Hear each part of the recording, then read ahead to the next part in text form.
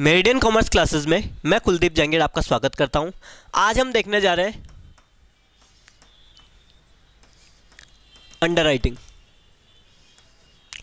Underwriting of shares and debentures.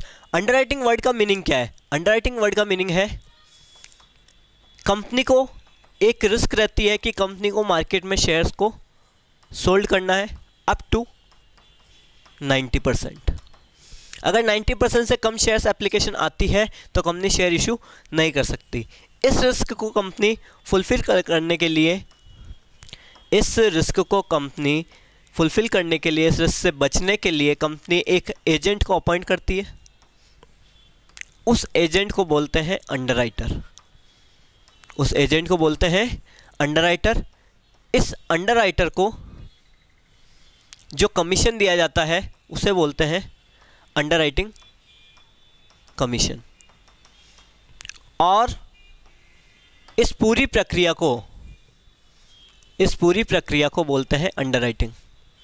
Underwriting क्या है? Company को रिस्क रहती है, कंपनी को शेयर मार्केट में सोल्ड करवाना है। इस पर्पस के लिए कंपनी एक एजेंट को अपॉइंट करती है जिसे बोलते हैं अंडरराइटर। इस अंडरराइटर को जो कमीशन दिया जाता है वो कहलाएगा अंडरराइटिंग कमीशन। अंडरराइटिंग कमीशन अगर शेयर्स पे है तो 5% और डिबेंचर्स पे है तो 2.5% मैक्सिमम कमीशन दिया जाएगा। ठीक है साहब। लायबिलिटी का कैलकुलेशन कैसे करेंगे? लायबिलिटी ऑफ अंडरराइटर की लायबिलिटी का कैलकुलेशन। अगर single underwriter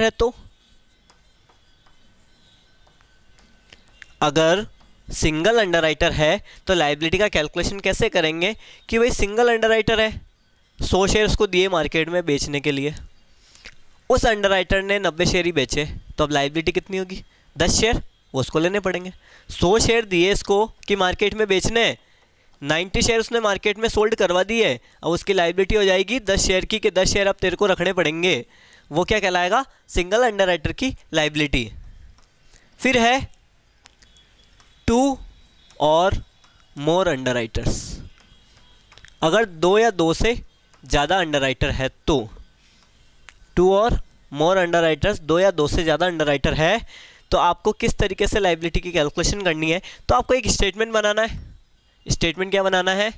statement showing liability of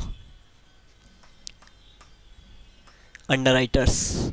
statement showing liability of underwriters, ये आपको स्टेटमेंट क्रिएट करना है। इस स्टेटमेंट के अकॉर्डिंग आपको क्या करना है? सबसे पहले आपको लेना है अंडरराइटिंग लेने के बाद में लेस करेंगे marked application with firm underwriting. सबसे पहले लेंगे अंडरराइटिंग, फिर लेस करेंगे marked application with firm underwriting. Firm underwriting क्या होती है कि बहुत सारी कंपनीज की मार्केट में गुडविल बहुत अच्छी है। अंडरराइटर के पास जब शेयर्स आते हैं तो अंडरराइटर ये चाहते हैं कि उन कंपनीज के शेयर्स उनके पास में रहे। जैसे रिलायंस कंपनी के शेयर अगर अंडरराइटर के पास जाएंगे मार्केट में सोल्ड करवाने के लिए तो अंडरराइटर ये चाहेगा कि इस रिलायंस कंपनी के शेयर मेरे पास भी कुछ रहे। ऐसे शेयर्स को कहेंगे फर्म अंडरराइटिंग, और फर्म अंडरराइटिंग को भी मार्क शेयर में इंक्लूड किया जाएगा। लेस करेंगे तो आएगी gross liability. Then after less करेंगे अनमार्क्ड एप्लीकेशन। अगर अंडरराइटर किसी भी शेयर्स पे अगर मार्क कर देता है तो मार्क्ड एप्लीकेशन, और अगर मार्क नहीं करता है अनमार्क्ड रह जाएंगे अनमार्क्ड एप्लीकेशन। टोटल एप्लीकेशन जो रिसिप्ट होगी, टोटल एप्लीकेशन रिसिप्ट जब होगी उसमें से मार्क्ड एप्लीकेशन को लेस कर देंगे तो अनमार्क्ड एप्लीकेशन आ जाएगा, जिसे अंडरराइटिंग रेशियो में डिस्ट्रीब्यूट कर देंगे। अंडरराइटिंग रेशियो ये यहाँ से आएगा, अंडरराइटिंग रेशियो यहाँ से, इस रेशियो में अनमार्क को बांट देंगे। बांटने के पश्चात क्या करेंगे?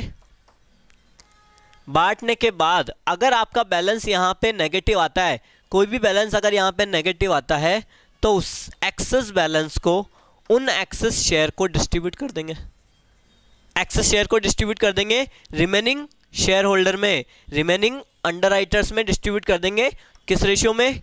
अंडरराइटिंग रेशियो में। किसी भी जगह पे, इस पूरी प्रोसेस में किसी भी जगह पे अगर नेगेटिव आंसर आता है तो अंडरराइटिंग रेशियो में डिस्ट्रीब्यूट कर देंगे।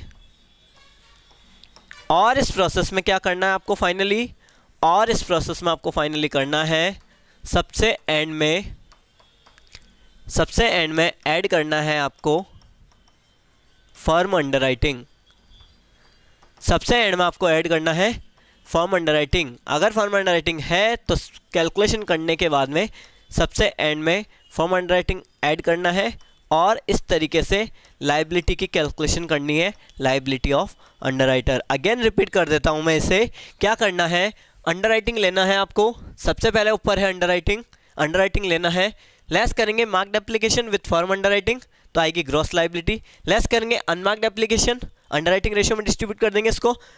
और अगर बीच में कहीं पे भी नेगेटिव आता है तो एक्सेस शेयर को डिस्ट्रीब्यूट कर देंगे और सबसे एंड में फर्म अंडरराइटिंग को जोड़ देंगे। इस तरीके से लायबिलिटी कैलकुलेट करेंगे अंडरराइटर की।